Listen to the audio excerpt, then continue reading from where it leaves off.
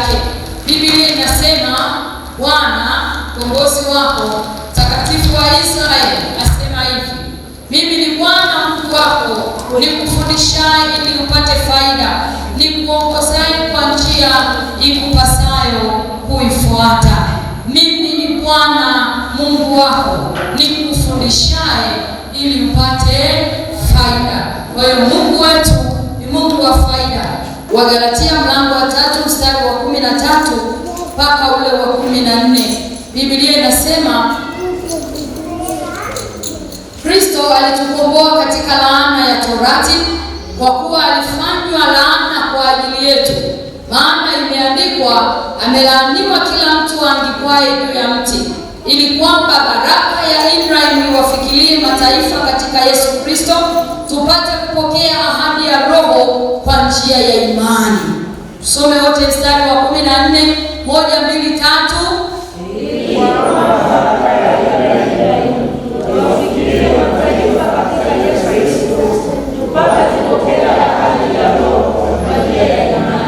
Bwana Yesu asifiwe. Yesu Kristo alitukomboa katika laana ya Torati.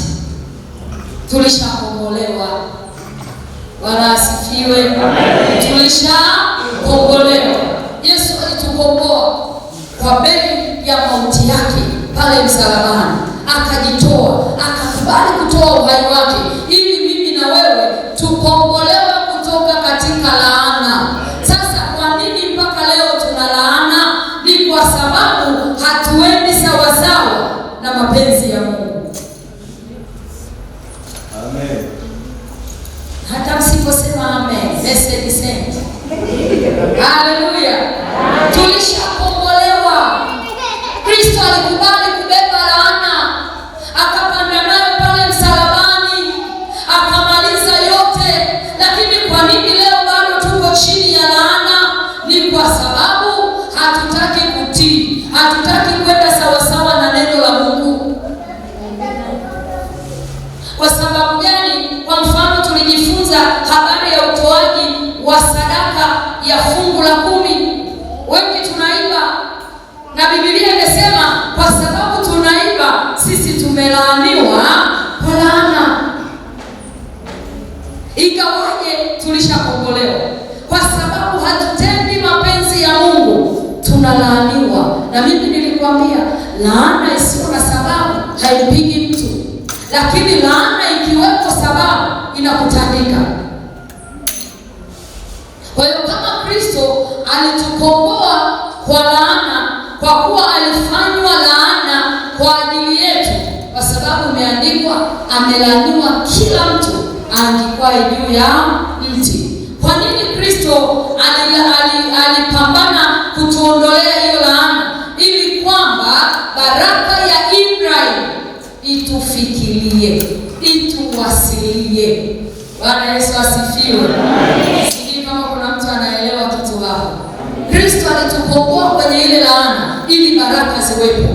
Ndio maana sasa na mimi nasema hivi, tunaenda kuomba rehema juu ya ule mlango tulioufungua wenyewe wa laana, ili mafanikio yatuwasilie, ili baraka zije kwetu. Hauwezi kupokea baraka ukiwa chini ya laana. Lazima tuende mbele za Mungu, tumwambie Baba, tumekosa, tumekuibia, hatujawa waaminifu kwenye utoaji, hatujawa waaminifu kwenye kukutolea wewe, tumetoa kawaida. Matokeo yake hatuzioni baraka, badala yake tunaona laana, kwa sababu hatujatembea sawasawa na neno lako.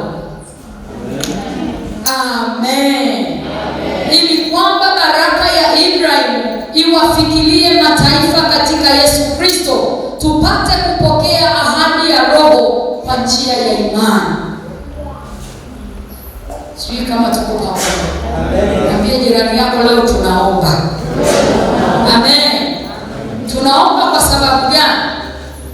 Inawezekana jana sikukuambia sawa sawa. Unapotaka kuingia kwenye maombi ya toba, cha kwanza tambua, kubali kwamba kuna mahali nimekosea. Kuna mtu anaweza akakosea, akaambiwa wewe kuna kosa la wizi. Halafu kwa kule kutetemeka kwake akakubali tu, ndio nimeiba, wakati hajaiba. Hata kuomba msamaha hawezi, kwa sababu anakubali nimeiba, kwa sababu anatetemeka na vitisho fulani. Lakini ukitaka kuchomoka vizuri hapo kwenye hili eneo, kwanza tambua. Amen. Elewa wapi ulipokosea. Nilifundisha juzi, mama mmoja akasema, kwa kweli mtumishi ulivyotufundisha, mimi nimejiona kama ni jambazi sugu. Nimekuibia Mungu vya kutosha. Sijatoa zaka vizuri, sijatoa sadaka ya fungu la 10 vizuri. Yaani huyu mtu leo hata tukisema hebu tuingie sasa kwenye maombi ya toba, anaweza akamiminika vizuri, kwa sababu anajua, ametambua wapi alipokosea. Na maombi ya namna hiyo ni mazuri kweli kweli, kwa sababu unatambua ulipokosea, unaenda kutengeneza ili uanze upya. Amina, watoto wa Baba. Hebu tusome tena kile kitabu cha Luka. Kumbuka tunaweka misingi kwa ajili ya kuomba. Luka 15. Naomba tusome kuanzia mstari wa 11 mpaka ule wa 20. Wale wanaoandika unaweza ukaandika. Biblia inasema, akasema, mtu mmoja alikuwa na wana wawili. Yule mdogo akamwendea babaye, baba, nipe sehemu ya mali inayoniangukia. Akawagawia vitu vyote, akawagawia vitu vyake. Hata baada ya siku si nyingi, yule mdogo akakusanya vyote, akasafiri kwenda nchi ya mbali, akatapanya mali zake huko kwa maisha ya uasherati. Alipokuwa amekwisha tumia vyote, njaa kuu iliingia nchi ile, yeye naye akaanza kuhitaji. Akaenda akashikamana na mwenyeji mmoja wa nchi ile, naye alimpeleka shambani kwake kulisha nguruwe. Akawa akitamani kujilisha kwa maganda waliokula nguruwe, wala hapana mtu aliyempa kitu. Alipozingatia, mstari wa 17 tusome 1, 2, 3.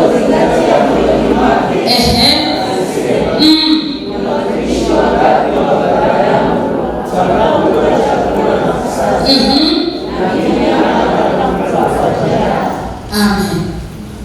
Meona hicho kitu eh? Huyu ni mwana mpotevu, wengi tunapenda kuita hivyo, si ndio? Hii ni habari ya mwana mpotevu aliyeenda kwa baba yake ambaye ni tajiri, baba yake ambaye alikuwa na kila kitu, ana utele wote, kama vile mimi na wewe leo. Baba yetu wa mbinguni ana kila kitu. Haleluya! Huyu mwana mpotevu anaenda kwa baba yake, anamwambia, baba, najua wewe una kila kitu kama mimi na wewe tunavyoomba. Kwa sababu una kila kitu, ninaomba unipatie sehemu ya mali inayoniangukia ili mimi nifaidi mali yangu. Amen. Si ndio maombi tunayoomba? Tunaendaga kwa baba, baba, ninaomba unibariki, nifungulie milango ya baraka kwenye kazi, nifungulie milango ya baraka kwenye elimu, nifungulie milango ya baraka kwenye huduma, fungua hata kwenye biashara, kwenye ofisi. Yaani tunaomba tupewe sehemu ya kwetu. Lakini tunapopewa hivi, kweli tunatumia sawa sawa? Wengi hapa tumepewa. Mwambie jirani yako, wewe ni wakili tu. Mwambie tena, wewe ni wakili tu. Yaani hivyo tulivyopewa, Mungu amewekeza. Kuna siku atadai, kuna saa huwa anadai. Ndio maana anasema, leteni zaka kamili nyumbani mwa Bwana, ili kiwemo chakula nyumbani mwangu. Hapo anasema, mkanijaribu kwa njia hiyo, muone kama sitawafungulia madirisha ya mbinguni na kuwamwagieni baraka, hata nafasi isiwepo ya kutosha. Amen. Kwa sababu gani? Tunaenda, baba, naomba nibariki, niinue, nifanikishe. Baba anatupatia. Anarudi anasema, mwanangu, katika mafanikio yako niliyokupatia, hebu nipe tu 10 kwenye hilo eneo. Tunaanza hapo, wewe nimepata 100,000 nitoe 10,000 kweli? Haiwezekani. wetu 2000. Wanaotoa fungu la 10 na mimi niko mbele. Halafu zinazobakia tunajua namna tunavyozitumia.